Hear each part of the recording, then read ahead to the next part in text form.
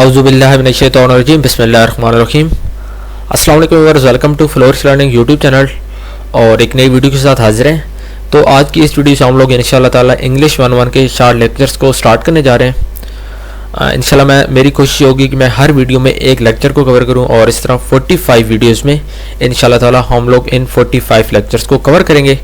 और आप लोगों से ये एक्सपेक्टेशंस हैं कि आप लोग साथ साथ चलेंगे और साथ साथ इंग्लिश 101 की आप लोग तैयारी करेंगे, क्योंकि बिल्कुल ये वैसे अगर देखा जाए तो बुक ये काफ़ी ज़्यादा आसान है, ठीक है, क्योंकि ये बिल्कुल बेसिक सी बुक है और इसका जो कंटेंट है वो काफ़ी ज़्यादा आसान है, ठीक है। तो इस चीज़ को लेकर आपने बिल्कुल भी घबराना नहीं है कि आप लोगों को ये बुक कोई मुश्किल है, कोई चीज़ जिसमें मुश्किल नहीं है।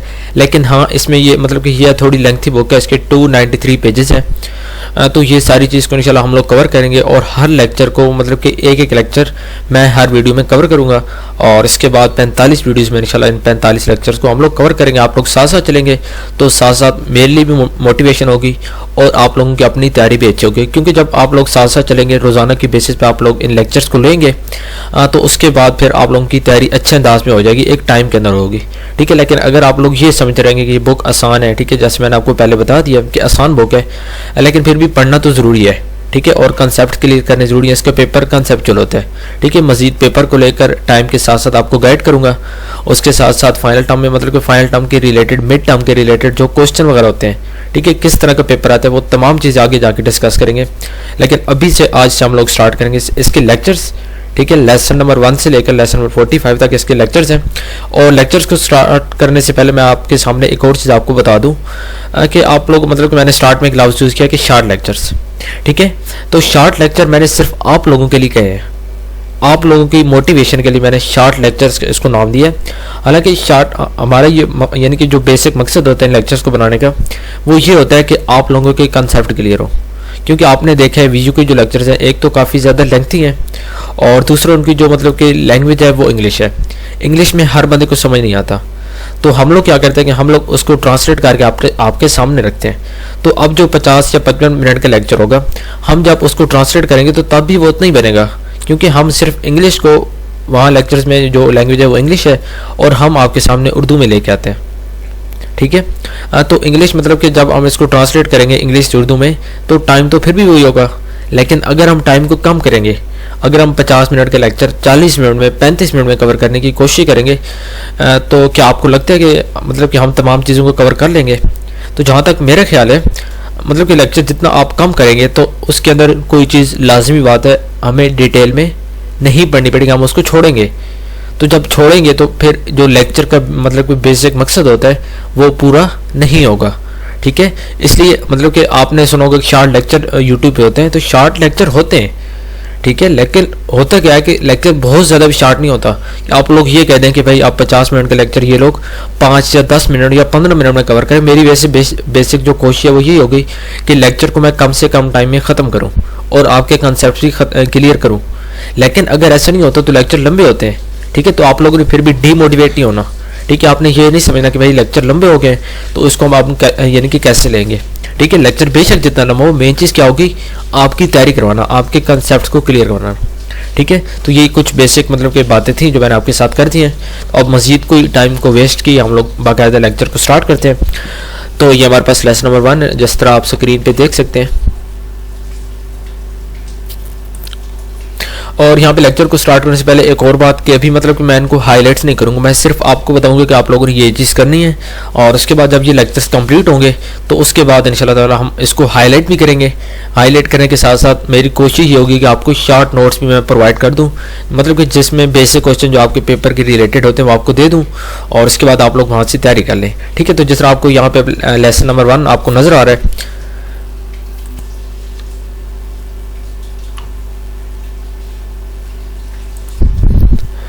तो यहाँ पे हमारा लेसन नंबर 1 होगा, ठीक है। 45 लेक्चर कंप्लीट है और काफ़ी लेंथी हैंडआउट्स हैं, लेकिन आप लोगों ने साथ से तैयारी करनी है, ठीक है। अब यहाँ पे पहले जो लेसन नंबर 1 है रीडिंग एंड डिक्शनरी, ठीक है। तो इसमें हम दो चीज़ों को कवर करेंगे, एक में यूजेस ऑफ लैंग्वेज डिक्शनरी और इसके बाद how to use the dictionary, कि जो मतलब कि डिक्शनरी जो एक होती है, आपको पता है कि लैंग्वेजेस की डिक्शनरी होती है, इंग्लिश की होती है, ठीक है, आप लोगों ने इंग्लिश की देखी होगी, वैसे हर लैंग्वेजेस की डिक्शनरीज होती हैं, ठीक है, उसके यूजेस और इसके बाद how to use the dictionary, dictionary को इस्तेमाल कैसे किया जाता है। लेकिन उस चीज़ पर बढ़ने से पहले सबसे पहले आपको मतलब कि एक जो इसकी बेसिक डेफिनेशन है वो क्या होती है। अब यहाँ पे देखें तो यहाँ पे सबसे पहले आपने डेफिनेशन को कवर करना है। A dictionary is a book that not only list and records the words of language but it also tells you how speakers of language spell, pronounce, define, explain and use the words of their language. मतलब कि जो dictionary होती है, सालों में आपको बता रहा हूँ कि जो डिक्शनरी होती है इसका हरगिज़ ये मतलब नहीं है कि इसमें सिर्फ लफ्ज़ जो मतलब कि लफ्ज़ होते हैं या रिकॉर्ड्स होते हैं किसी भी लैंग्वेज के, ठीक है, उनको एक मतलब कि लिस्ट की फॉर्म में वहाँ पे लिखे जाते हैं, बल्कि ये आपको क्या करती है लैंग्वेज, यानी कि लैंग्वेज को स्पेल कैसे करना है, लैंग्वेज की जो स्पेलिंग है वो क्या होती है, ठीक है, कोई भी लफ्ज़ है उसकी स्पेलिंग क्या होगी ये आपको बताती है डिक्शनरी। उसके बाद प्रोनाउंस, उसकी जो प्रोनाउंसिएशन है उसको अदायगी उसकी कैसे करनी है, ठीक है, उसके बाद उस लफ्ज़ की जो बेसिक डेफिनेशन होगी, डिफाइन उसको कैसे करना है वो आपको बताएगी। उसके बाद explain and use the words, और उसके बाद जो मतलब कि लफ्ज़ हैं उस लैंग्वेज के, इंग्लिश की डिक्शनरी है तो इंग्लिश के जो लफ्ज़ होंगे उनको यूज़ कैसे करना है, ठीक है, ये सारी चीज़ आपको डिक्शनरी प्रोवाइड करती है। तो ये बेसिक डेफिनेशन होती है कि यानी कि कोई भी ऐसी मतलब कि एक ऐसी बुक होती है जिसके अंदर लफ्ज़ों को मीनिंग तो आप देख सकते हैं, लेकिन मीनिंग के साथ साथ किसी भी लैंग्वेज के जो लफ्ज़ होते हैं उसकी स्पेलिंग, उसको प्रोनाउंस कैसे करना है, उसकी बेसिक डेफिनेशन, उसके बाद उसको एक्सप्लेन कैसे करना है, यूज़ ऑफ द वर्ड्स, तो ये सारी चीज़ उसमें आ जाती है, ठीक है। उसके बाद ये चीज़ यहाँ से आपने एक डेफिनेशन को कवर करना है। उसके बाद नेक्स्ट देखें लिस्ट ऑफ डिक्शनरी यूजेस, मतलब कि जो डिक्शनरी के बेसिक यूजेस होते हैं वो कितने होते हैं, ठीक है। तो यहाँ पे 9 मेंशन है, हम सबको 1 बाय 1 डिस्कस करेंगे। तो यहाँ पे सबसे पहले आ जाएगा स्पेलिंग। स्पेलिंग में क्या होता है कि मतलब कि मोस्टली स्टूडेंट्स होते हैं उनको स्पेलिंग में मसला होता है, उनको किसी लफ्ज़ के स्पेलिंग का नहीं आइडिया होता है या स्पेलिंग को याद करना मुश्किल होता है, तो डिक्शनरी से आप लोग क्या कर सकते हैं, किसी भी लफ्ज़ का आप लोग आसानी से स्पेलिंग उसकी देख सकते हैं, ठीक है। कोई भी लफ्ज़ आप मतलब आपके पास डिक्शनरी होगी, अगर नहीं है तो आप लोग मतलब कि कहीं से ले सकते हैं, उसमें आप देखें तो तमाम वर्ड्स की जो वहाँ पे वर्ड्स मेंशन है उसकी करेक्ट स्पेलिंग आपको वहाँ पे दी जाती है। उसके बाद एक्सरसाइज आपको स्पेलिंग के रिलेटेड दी गई है। अब यहाँ पे देखें, ठीक है, तो ये मतलब कि आपने कोई डिक्शनरी देखनी है और इसके बाद अब यहाँ पे देखें तो 2 लफ्ज़ आपको नज़र आ रहे हैं, एक आपको नज़र आ रहा है सेंटर, ठीक है, ये आपको एक सेंटर लफ्ज़ नज़र आ रहा है और इसके बाद कलर आपको लफ्ज़ नज़र आ रहा है, ठीक है। लेकिन अब इनकी स्पेलिंग और भी होती है, ठीक है। तो मतलब कि उसने आपको कहा है कि आपने डिक्शनरी को ओपन करना, उसमें आपने देखना है कि इन 2 लफ्ज़ों को आपकी डिक्शनरी में कौन सी स्पेलिंग से आपके सामने रखा जा रहा है, ठीक है। उसी तरह आप यहाँ पे देखें spelling humour and rumour. Does your dictionary say anything about the spelling humour and rumour. तो दूसरा आपने ये देखना है कि जो र्यूमर लफ्ज़ है और उसके बाद ह्यूमर है, आपकी डिक्शनरी इसके बारे में क्या कहती है। तो ये थोड़ी सी एक्सरसाइज है, लेकिन मेन चीज़ क्या है कि आपको स्पेलिंग का पता चल गया कि डिक्शनरी के अंदर आप लोग स्पेलिंग को देख सकते हैं। उसके बाद नेक्स्ट आ जाए प्रोनाउंसिएशन, सेकंड इसका यूज़ है। इसमें देखें कि students have problem in the pronouncing English words, ठीक है, कि जो स्टूडेंट्स होते हैं इनको इंग्लिश के जो लफ्ज़ होते हैं इनको अदायगी मतलब कि इनकी अदायगी करने में उनको मुश्किलात होती है, तो डिक्शनरी क्या करती है, इनकी हेल्प करती है कि इनको अच्छे अंदाज में कैसे यूज़ करना है, ठीक है। सामने उर्दू में लिखा होता है, अगर आप इंग्लिश की डिक्शनरी को यूज़ करें तो उसमें जो इंग्लिश के मतलब के लफ्ज़ होगा उसके सामने उर्दू में उसकी उसी लफ्ज़ को उर्दू में लिखा होगा, तो आपको लोगों के लिए आसानी होती है कि इसको प्रोनाउंस कैसे करना है। और इसके बाद parts of speech, all dictionaries indicate the parts of speech belongs to whether the word is commonly use. मतलब कि कोई भी लफ्ज़ आप देखेंगे वहाँ पे डिक्शनरी के अंदर लिखा होगा तो उसके साथ ये भी लिखा होगा ये नाउन है या प्रोनाउन है या वर्ब है या ट्रांजिटिव मतलब एडजेक्टिव है या एडवर्ब, कोई भी है, कोई भी पार्ट ऑफ स्पीच है, वो लफ्ज़ जो आपके सामने नज़र आ रहा होगा तो वो भी आपको बताया जाएगा यहाँ पे ये लफ्ज़ क्या चीज़ है, ठीक है। उसके बाद ओरिजिन ऑफ वर्ड्स, मतलब कि कहाँ से ये लफ्ज़ निकला है, ठीक है, उस तो ये चीज़ भी आपको डिक्शनरी ही बताएगी कि इस लफ्ज़ का जो ओरिजिन है, ठीक है, मतलब कि कौन सी 2 लैंग्वेज से मिलकर या यानी कि कौन सी 2 लैंग्वेज से मिलकर ये लफ्ज़ आपकी डिक्शनरी या आपकी जो यानी कि जिस लैंग्वेज की आप डिक्शनरी देख रहे हैं इंग्लिश की देख रहे हैं तो कौन सी लैंग्वेज से ये लफ्ज़ निकल कर इंग्लिश में आए हैं, ठीक है, वो चीज़ आपको पता चलती है। उसके बाद meaning, explanation and definition of a word, जैसे मैंने ऊपर बात की है कि कोई भी लफ्ज़ होता है और उसकी मतलब कि डेफिनेशन, उसके बाद उसका मीनिंग, ठीक है, सबसे पहले तो आता है मीनिंग, उस लफ्ज़ का जो मतलब होता है वो क्या होता है, उसके बाद एक्सप्लेनेशन, उसकी वजाहत मतलब कि बेसिक किस्म की, और उसके बाद डेफिनेशन ऑफ वर्ड्स, तो लफ्ज़ों की जो बेसिक डेफिनेशन होती है वो सारी आपको डिक्शनरी के अंदर मिलती है। उसके बाद देखें नेक्स्ट, ठीक है। अब यहाँ पे मीनिंग की एक आपको एक्सरसाइज दी गई है और इसमें आप देखिए मतलब कि कई ऐसे लफ्ज़ होते हैं जिनके जो मीनिंग्स होते हैं डिफरेंट होते हैं, एक दूसरे से मीनिंग डिफरेंट होते हैं। तो उसमें फिर क्या होता है कि फिर आपको डिक्शनरी फ़ायदा देती है कि मतलब कि कई आपने पेयर वर्ड्स आपने मैट्रिक में या इंटर में आपने पढ़े हैं, तो आपको पता है कि कई ऐसे मतलब कि लफ्ज़ हैं उनका जो स्पेलिंग होती है थोड़ी बहुत डिफरेंट होती है, लेकिन उनका साउंड एक ही होता है, ठीक है। तो साउंड उनका एक होता है, फिर आपको वहाँ पे डिक्शनरी हेल्प करती है, आप उनके मीनिंग देते हैं तो मीनिंग में ज़मीन आसमान का फ़र्क होता है, ठीक है। इसी तरह फिर उनकी एक्सप्लेनेशन डिफरेंट होगी, डेफिनेशन भी डिफरेंट होती है, कई दफ़ा स्पेलिंग भी मतलब कि काफ़ी हद तक मिलते जुलते हैं, लेकिन उनकी जो प्रोनाउंसिएशन होती है, ठीक है, वो तकरीबन 90 से 95% सेम होती है, ठीक है। तो ये सारी चीज़ आपको चेक करने के लिए डिक्शनरी देती है, ठीक है। इसी तरह मतलब कि आप देखें ये आपको एक एक्सरसाइज दी गई है और इस एक्सरसाइज में आप देखें तो ये आप देखें तो उसने मतलब कि आपको एक लफ्ज़ प्ले, ठीक है। अब हर कंटेक्स्ट में प्ले का मीनिंग डिफरेंट होगा, वैसे आपको पता है कि इसका मतलब होता है खेलना। अब यहाँ पे देखिए एक्सरसाइज में उसने आपको बताया कि आप अपनी डिक्शनरी ओपन करें और इसमें देखें, अब यहाँ पे देखें the boys like to play.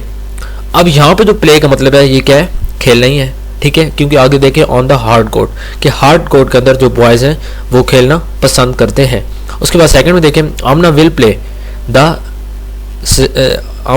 Star in the concert, ठीक है। तो इसमें अब देखें, अब यहाँ पे प्ले का मतलब होगा बजाना, यहाँ पे था खेलना, ठीक है। इसमें अब थर्ड में आ जाए the play produced by the arts club was a success, कि जो प्ले प्रोड्यूस की गया एक आर्ट क्लब की जानिब से वो कामयाबी थे। अब यहाँ पे प्ले का मतलब आपको पता है प्ले ड्रामा प्ले, अब यहाँ पे प्ले उससे मुराद ली जा रही है, ठीक है। यहाँ पे खेलना था, यहाँ पे बजाना, इसमें यहाँ पे प्ले और आ गया। इसमें अब देखें it was a clever play that one the football game. अब यहाँ पे वही मतलब दोबारा आ गया द गार्डनर प्लेड द होस ऑन द फ्लावर बेड्स, ठीक है। तो इस तरह आप यहाँ पे देखें तो डिफरेंट किस्म के आपको मतलब कि एक ही लफ्ज़ आ रहा है प्ले, लेकिन इसका जो कंटेक्स्ट है, ठीक है, एक्सप्लेनेशन है वो यहाँ पे डिफरेंट आ रही है। तो यही यानी कि ये चीज़ होती है, ये आपको डिक्शनरी में ईजिली मिल जाती है कि कौन से लफ्ज़ का मतलब वो क्या होता है, तो ये सारी चीज़ आपको वहाँ से ईजिली मिलती है। उसके बाद देखें our dictionary uses different labels, ठीक है। उसके बाद डिक्शनरी में आपको ये चीज़ मिलती है मतलब कि इस तरह का लफ्ज़ एक लिखा होता है लेबल, इनको लेबल्स कहते हैं। तो BR स्टैंड्स फॉर ब्रिटिश, इस तरह AM लिखा होता तो इसका मतलब होता है अमेरिकन, ठीक है। FP है FML फॉर्मल, ठीक है। INFM मतलब कि शॉर्टकट आपको लिख देते हैं, तो उससे मुराद होती है वो भी सामने लिखा होता है कि भाई इसका जो ओरिजिनल मतलब कि लफ्ज़ है वो इनफॉर्मल है। इस तरह यहाँ पर देखें COL कोलिक्यूल, ठीक है, PL प्लूरल, उसके बाद पोएटिक, ठीक है, मतलब कि पोएटिक, और इसके बाद SL slang, SL stands for slang, ठीक है। This information is important in writing, ठीक है। तो ये सारी चीज़ें भी आपको मतलब उसके अंदर मिलती हैं जो डिक्शनरी होती है। इसके अंदर आप देखें तो फ्रेजेस या इडियम्स जो होते हैं प्रोवर्ब्स ऑफ द लैंग्वेज, तो ये सारी चीज़ें आपको वहाँ पे मिलती हैं। अब यहाँ पे देखिए आर्चिक, ठीक है, तो ये लफ्ज़ इसका शॉर्टकट ये है। इस तरह ऑब्सोलेट है तो इसका OBS है, ठीक है। इस तरह फॉर्मल का FML जिस तरह आपने यहाँ पे देखा है। उसके बाद एक्सरसाइज है ये आपकी यूजेज ऑफ रिस्ट्रिक्टिव लेबल्स, तो ये लेबल्स के लिए मतलब कि आपके लिए एक एक्सरसाइज है। इसमें आपने क्या करना है, यहाँ पे देखें look of the underline words in the dictionary and right there meanings, ठीक है। तो ये देखें लफ्ज़ आप देखें और इनका मीनिंग आपने लिखना है। तो ये कोई खास चीज़ नहीं है, इसमें सिर्फ और सिर्फ आपको मैंने ऊपर बता दिया कि आपने डेफिनेशन करनी है और इसके बाद इसके यूजेस आपको पता हो कि इसके यूजेस क्या है, ठीक है। सिर्फ नाम भी आप कर लें तो भी कोई मसला नहीं है। उसके बाद देखें ये सारे मतलब कि आपके काम की नहीं है, ये सिर्फ आपको समझाने के लिए दी गई हैं, आपको एग्जाम्पल दी गई हैं, ठीक है। उसके बाद यहाँ पे आप आ जाएं सिनोनिम और एंटोनिम में, और उसके बाद यहाँ पे सिनोनिम और एंटोनिम में देखें तो मतलब कि इस तरह आपको जो वहाँ पे लफ्ज़ लिखा होगा उसके जो सिनोनिम्स होंगे जिनका मीनिंग सेम होगा, ठीक है। मतलब कि जो स्पेलिंग होगी डिफरेंट होगी, प्रोनाउंसिएशन भी सेम हो सकती है या वो भी डिफरेंट होगी, लेकिन उनकी जो बात होगी मतलब कि मीनिंग होगा वो एक ही होगा, ठीक है। उसके बाद एंटोनिम्स मतलब कि जो अल्फाज मुतज़ाद, आपको उर्दू में बता रहा हूँ, सिनोनिम्स होते हैं अल्फाज मुतरादिफ, ठीक है, और एंटोनिम्स अल्फाज मुतज़ाद। तो ये सारी चीज़ भी आपको डिक्शनरी में मिलती है, लेकिन कई दफ़ा कई डिक्शनरीज होती हैं उनमें ये नहीं होती। जो अच्छी डिक्शनरी महंगी होती हैं उनके अंदर ये चीज़ भी आपको मिलती है। मतलब कि जितना आप अच्छी डिक्शनरी लेते हैं उतने ज़्यादा आपको उनसे एडवांटेजेस मिलते हैं। इस तरह फॉरेन वर्ड्स होते हैं, कई फॉरेन वर्ड्स होते हैं, उन वो भी आपको बताया जाता है कि इस लैंग्वेज का भाई मतलब कि ये जो लफ्ज़ है ये इस लैंग्वेज में इसका ये मतलब है, इस लैंग्वेज में इसको ऐसे लिखा जाएगा, ठीक है। तो ये चीज़ भी आपको बताई जाती है, लेकिन ये चीज़ हर डिक्शनरी में नहीं होती है। जो महंगी डिक्शनरी होती है जैसा आपको पता है जिसमें सिनोनिम एंटोनिम भी होते हैं, तो ये चीज़ भी आपको वहाँ से मिलती है, ठीक है। सर आप नीचे देखें आपको एक एक्सरसाइज नजर आ रही है, तो ये ठीक है, ये देखें एक्सरसाइज आपको। हाँ, तो उसके बाद ये एक्सरसाइज आपको देखो मतलब कि वर्ड्स एंड फ्रेजेस के रिलेटेड है, ठीक है। इसमें देखें डिफरेंट किस्म के लफ्ज़ होते हैं, तो ये मतलब कि आपको जो डिक्शनरी होती है वो आपको बताती है कि इनका मतलब क्या होता है, इनका इंग्लिश में क्या मतलब होता है। आप ये देखें उसने कहा है राइट इट्स इंग्लिश मीनिंग, ठीक है। अब ये डिफरेंट लैंग्वेजेस के लफ्ज़ है, मुझे नहीं पता ये किस लैंग्वेज के लफ्ज़ है, लेकिन आप अगर आपके पास अच्छी डिक्शनरीज होती हैं तो उनमें आप देखें तो इन लफ्ज़ों का जो इंग्लिश मतलब होते हैं वो आपको वहाँ पे नज़र आता है। ठीक है। उसके बाद देखें जनरल इन्फॉर्मेशन, तो जनरल इन्फॉर्मेशन के अंदर नेम ऑफ इंपॉर्टेंट पर्सनस, ठीक है, ये आपको डिक्शनरी मिलती है। Name of places, name of countries, ठीक है, नेम ऑफ नेशनलिटीज़, और इसके बाद अल्फ़ाबेटिकल आर्डर में ये सारी चीज़ आपको दिखाई जाती हैं। ठीक है। उसके बाद सम डिक्शनरीज में include rules of spelling, spelling के जो रूल्स होते हैं, ठीक है, कई जो अच्छी मतलब कि एक्सपेंसिव होती हैं डिक्शनरीज उनके अंदर स्पेलिंग के रूल्स, उसके बाद पंक्चुएशन, ठीक है, उसके बाद list of common first names in English, system of weights, ठीक है, तो ये सारी चीज़ें भी आपको अच्छी डिक्शनरीज होती हैं वहाँ पे मिलती है। कन्वर्जन टेबल्स, ठीक है, उसके बाद मेजर्स, वेट्स, तो ये सारी चीज़ें आपको अच्छी डिक्शनरीज में मिलती हैं। लेकिन जो मतलब कि नॉर्मल से होती है उनके अंदर आपको बेसिक्स मतलब कि जो वर्ड्स होते हैं उनका जो प्रोनाउंसिएशन होती है, उसके बाद उसका मीनिंग, तो इस तरह की चीज़ें आपको मिलती है। लेकिन जो महंगी होती हैं तो जितनी महंगी आप लेंगे उसके अंदर उतने आपको एडवांटेजेस मिलेंगे। ठीक है। उसके बाद how to use a dictionary, ये हमारा सेकंड पार्ट था। इसमें आप देखें तो डिक्शनरी को यूज़ कैसे किया जाता है। ठीक है। तो इसमें मतलब अगर आप इन स्टेप्स को फॉलो करते हैं तो आपका काफ़ी ज़्यादा टाइम बच सकता है। ठीक है। अब सबसे पहले know the correct order of letters of English alphabet. सबसे पहली बात तो भाई ये है कि आपको ये पता हो कि अल्फ़ाबेट्स का जो करेक्ट ऑर्डर है वो क्या है, मतलब कि आपको ABC आती हो। ठीक है। उसके बाद देखिए all entries in dictionary are arranged in an alphabetical order. तो डिक्शनरी के अंदर जितने भी वर्ड्स आपको बताए जाते हैं, ठीक है, वो एक अल्फ़ाबेटिकल ऑर्डर के थ्रू आपको बताया, मतलब कि A B, पहले A के वर्ड्स होंगे फिर B के होंगे, ठीक है, इस तरह फिर C के। तो जब आपको पता होता है कि A B, ठीक है, आपको पता है पहले A आता है फिर B आता है, तो पहले आप A के देखेंगे। अगर आपको यानी कि C के लफ्ज़ ढूंढना है तो डायरेक्ट आप पहले उसके जो मतलब कि कंटेंट होंगे उसमें देख के आप आगे डायरेक्ट C में चले जाएंगे, तो इस तरह आपका काफ़ी टाइम बच जाएगा, बजाय एक एक पेज को आप बदली कर देना। ठीक है। उसके बाद सेकंड देखें words are arranged according to the first letter. तो जो पहला लेटर होता है, ठीक है, जिस तरह आपको बताया कि अगर आपको एक लफ्ज़ चाहिए, ठीक है, लेट्स सपोज कि यहाँ पे लिखा हुआ है नो, ठीक है, तो अगर आपको ये नो लफ्ज़ ढूंढना है, ठीक है, तो ये के से स्टार्ट हो रहा है, तो ये लफ्ज़ आपको के अंदर मिलेगा। ठीक है। जहाँ पे के लफ्ज़ होंगे तो वहाँ पे ये लफ्ज़ आपको मिलेगा, तो डायरेक्ट आप के अंदर चले जाएंगे बजाय ABC सारे ढूंढने के। तो ठीक है, तो डायरेक्ट आप के में जाएंगे। आपको पता है कि डिक्शनरी के अंदर अल्फ़ाबेटिकल ऑर्डर को फॉलो किया जाता है। उसके बाद देखिए when the words begin with the same letter they are arranged according to the second letter. अब कई लफ्ज़ ऐसे होते हैं कि मतलब कि जिनका when the words begin with the same letter, कई लफ्ज़ एक ही लेटर से स्टार्ट होते हैं, फिर उनका क्या होता है, उनको सेकंड लफ्ज़ के अकॉर्डिंगली वहाँ पे अरेंज किया जाता है। उसके बाद in if the both first and second letters are the same then the words are arranged according to the third letter and so on. अगर पहला और सेकंड लेटर भी सेम हो तो उसके बाद उन सबको जो उनका थर्ड लेटर होता है उससे अरेंज किया जाता है। ठीक है। अगर पहला दूसरा तीसरा भी सेम है तो फिर उनको फोर्थ लेटर से अरेंज किया जाएगा। उसके बाद देखें स्टेप 2 क्या है, फाइंडिंग वर्ड्स क्विकली। अगर आपको मतलब कि क्विकली आपको लफ्ज़ ढूंढने हैं तो उसका आसान सा तरीका है कि when looking for a word first thumb through pages quickly, look only at guide words. Guide words के ऊपर आप देखें। ठीक है। अब गाइड वर्ड्स क्या होते हैं आगे आपको बताता हूँ। उसके बाद देखिए when you come to the guide words nearest the word you want then look down the page for the word. ठीक है। व्हेन लुकिंग फॉर के मतलब कि जब भी आप कोई भी लफ्ज़ ढूंढ रहे हो डिक्शनरी के अंदर, लेट्स सपोज कि आपने डिक्शनरी के अंदर कोई भी लफ्ज़ ढूंढना है, सबसे पहले आप क्या करेंगे, first thumb through pages quickly, मतलब कि पेजेस को आप जल्दी जल्दी आगे करेंगे। Look only at guide words, हर पेज के अंदर गाइड वर्ड्स होते हैं। अब गाइड वर्ड्स क्या होते हैं यहाँ पे देखें, look at top of any pages in the dictionary the words in heavy type bold face. ठीक है। गाइड वर्ड्स अब यहाँ पे देखें। ठीक है। इस तरह का मतलब कि एक जो लफ्ज़ आपको वहाँ पे पेज के अंदर थोड़े से बड़े, ठीक है, यहाँ पे लिखो बोल्ड फेस, ठीक है, बोल्ड होंगे, और उसके बाद उनकी जो मतलब कि साइज़ होगा दूसरे जो अल्फाज होंगे उनकी निस्बत थोड़े से ज़्यादा होगा, तो उनको यहाँ पे उसने कहा है गाइड वर्ड्स। ठीक है। तो गाइड वर्ड्स सबसे पहले आपने पेजेस को आगे करते जाना, उसके बाद आपने क्या करना है, सिर्फ गाइड वर्ड्स को देखना है। गाइड वर्ड्स को आप जैसे देखते जाएंगे उसके बाद देखें, तो जब आप गाइड वर्ड्स को देखेंगे तो अगर उससे मिलता जुलता आपको कोई लफ्ज़ वहाँ पे नज़र आ रहा है, ठीक है, उससे मिलता जुलता गाइड वर्ड्स आपने देखें, कोई लफ्ज़ आप सर्च कर रहे हैं, यानी कि कोई लफ्ज़ आप डिक्शनरी के अंदर ढूंढ रहे हैं और उसके बाद आपने गाइड वर्ड्स को देखे। गाइड वर्ड्स में अगर आपको कोई उसके साथ का वर्ड नज़र आ रहा है तो उसके बाद उस पूरे पेज पे आप उस लफ्ज़ को देखें, कहीं ना कहीं आपको लफ्ज़ लाजमी मिलेगा। ठीक है। उसके बाद नेक्स्ट आ जाए, तो ये गाइड वर्ड्स आपको बता दिए। उसके बाद नेक्स्ट आ जाए, तो इसमें आप देखें तो कोई ये मतलब कि ये कोई खास चीज़ नहीं, as a student of English you need to know how to use a dictionary. ठीक है। तो आपको मतलब कि बेसिक इसका आइडिया हो गया है कि डिक्शनरी को यूज़ कैसे करना है, ये एक एक्सरसाइज है, आपके लिए इंपॉर्टेंट नहीं है। उसके बाद ये स्टोरी आपको एक दी गई है, इसको बेशक रीड ना करें, ठीक है, अगर कर लें तो आप लोगों को मतलब कि आइडिया हो जाएगा, और मैंने इसको रीड नहीं किया इसलिए मैं, और ये कोई इंपॉर्टेंट नहीं है पेपर के लिए, तो इसलिए मैं इसको यहाँ पे कम्प्लीटली आपको छुड़वा रहा हूँ कि आप लोगों ने ये नहीं करनी, ठीक है। उसके बाद now after reading the story answer the following question के ऊपर आपने स्टोरी रीड की है तो इसी स्टोरी के अंदर ये कुछ क्वेश्चन आंसर बने हुए हैं, ठीक है। अगर मैंने रीड नहीं की, आप लोग इसको कर लें और इसके बाद इसके जो आंसर हैं आपको इसी स्टोरी के अंदर से मिल जाएंगे। उसके बाद सी इज़ द करेक्ट स्टेटमेंट, तो इसमें आप देखें, ठीक है, क्वेश्चन नंबर 2 में, तो क्वेश्चन नंबर 2 में आपने क्या करना है, write T if true and F for if it is false, ठीक है। ये ट्रू फॉल्स है, आपको मतलब कि जो स्टेटमेंट आपने ऊपर ये स्टोरी पढ़ी है, रीड की है, तो इसमें आपको आइडिया हो गया होगा कि ये ट्रू है या फॉल्स है, ठीक है। उसके बाद try to answer the following question, और क्वेश्चन भी आ गए तो इनको भी आप मतलब कि कोशिश करें कि आप इनके आंसर्स दें, ठीक है।